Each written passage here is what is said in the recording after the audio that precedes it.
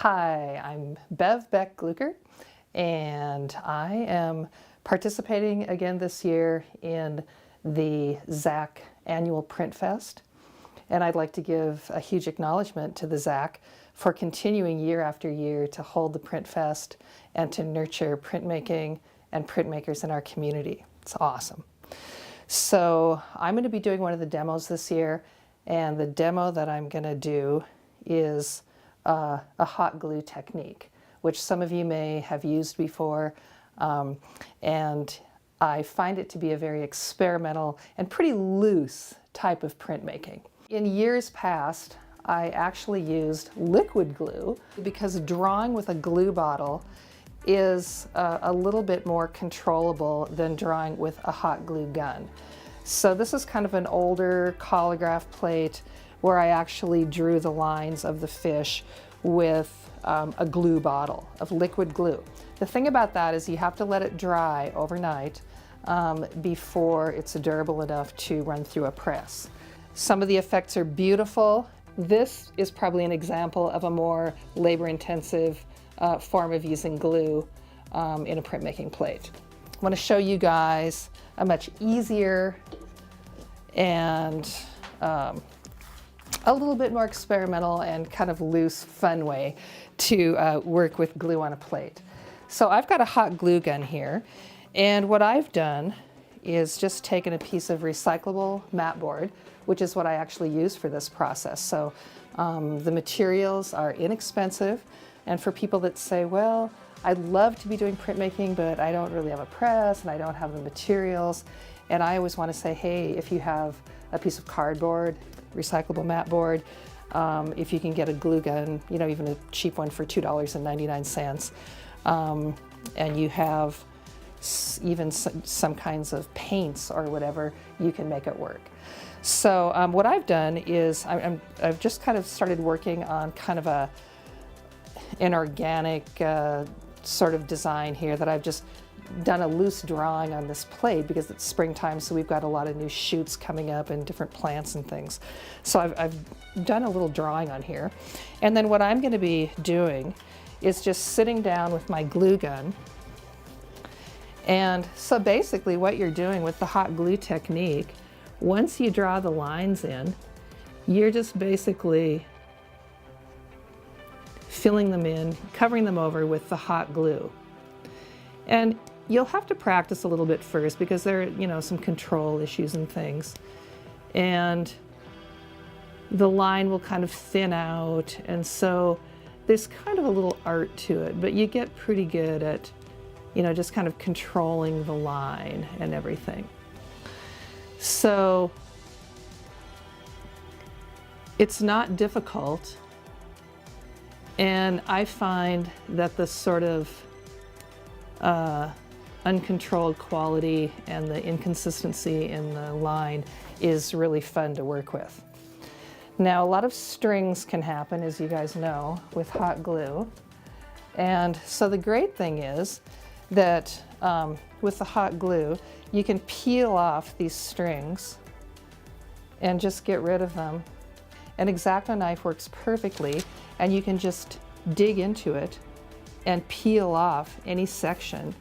So I have a plate here that is the replica of this plate that I have actually inked up before. If you're a person that you don't have a press at your home or access to a press, this handy tool can work really well to transfer your design. So if you just have a wooden spoon working with the flat side of it, or you have a, you know, even like a rolling pin that you can roll over it after you've inked it up to transfer the design, perfect. This is an experimental process, so anything that you find that will work is up for grabs. Okay, so the inks that I'm using today are these Akua inks. These are water-based inks. They're not entirely water-soluble, but I really like these because they have some of the same kind of properties. They stay wet for a really long time so that you can apply them to a plate and you have plenty of time to kind of mess around before things start drying. So this is this plate. And I've got all the lines in, all the hot glue lines. It's all dry, and I've inked this up once before, a couple times before. So I'm going to just ink this up. And what I've been doing with some of these plates is just kind of a random inking, where I've got all these colors on my palette here, and I'm almost in a way using the rubber brayers as paintbrushes, kind of. So I'm just kind of gonna go for it and ink portions of this up just in various, color combinations. I'll kind of go with what I had done before. I've got some oranges and greens in there, and let's just see what happens.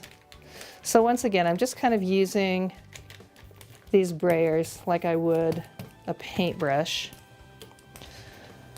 and I'm just randomly inking.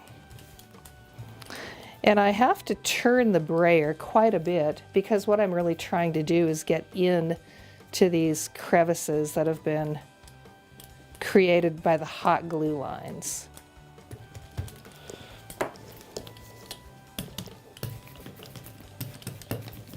So anything that you want to mix up color-wise, however you want to do your inking, is really up to you.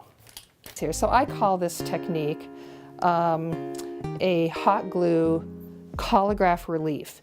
And I'm calling it that because it has both the relief surface, wherever you've hot glued, that is, creates a relief surface that stays on the top. And then you also have kind of the recessed surface, which is the mat board itself. So in that regard, it's, kind of an odd animal. I left a space in here. I did not hot glue in the center because I had in mind that I wanted to add something. So I cut out of some cardstock, I cut out a couple of turkey vultures in flight, and I've been working with the turkey vulture image quite a bit in the last couple of years. So I'm going to ink these separately and put them down before I run this through. So I'm just going to take, you can see where I've done this earlier, and I'm just going to roll these turkey vultures up in black.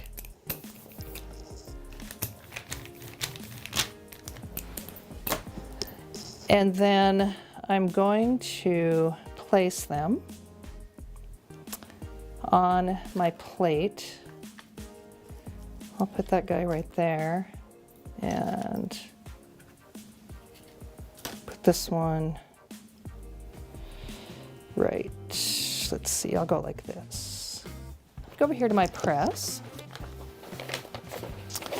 And we are going to set it down. And then use a piece of this. So I'm going to place this on top of the plate and kind of make my little sandwich here. Okay, so I'm going to run it through the press, and it's always kind of an experiment to see what we have. And for that reason, we have a lot of proofs that we make in printmaking, because you never actually know what you're really going to get, especially when you're using a technique like this. It's a lot of fun, but it's unpredictable, which is part of the fun. So I'm going to take this out and just see what I have. And now what happened there that I did not get a very good image on that? Okay. So I pulled a print from this earlier, and I think that I actually used a little bit more pressure on my press. So you might have to play a little bit with the tension and on the press. And like I said, you might have to do a few different takes before you get exactly what you want. I also wanted to show you guys earlier today, I was messing around with making a plate that was a beetle. And I've been seeing quite a few beetles out in my flower beds and everything. So once again, this is just the recycled mat board. And I did my drawing with the hot glue gun and inked it up. And so I was playing with this earlier, and I've got a few of the proofs up here from this plate. So you can see that it's totally up to you how you want to ink it, the colors you want to use. And the piece right here was my initial proof, which where I really didn't use that much color at all. And then of course I'm using different kinds of paper, and so depending on the thickness of your paper and what kind of paper you use, it's all, you know, those are all different factors that contribute to what kind of a print you're going to get. So as you guys can see, this technique is so experimental. You can be as basic and simple as you want. You can create insects, you can be elaborate, you can spend a ton of time, like on the piece I was showing you earlier. You can cut out additional pieces to add to your print, like the pieces that we've done here. So the sky's the limit, and I hope that you guys will take this technique, experiment, and look at all of the other demos, and I'm really looking forward to seeing you guys at the Print Fest this year and years to come. Happy printmaking!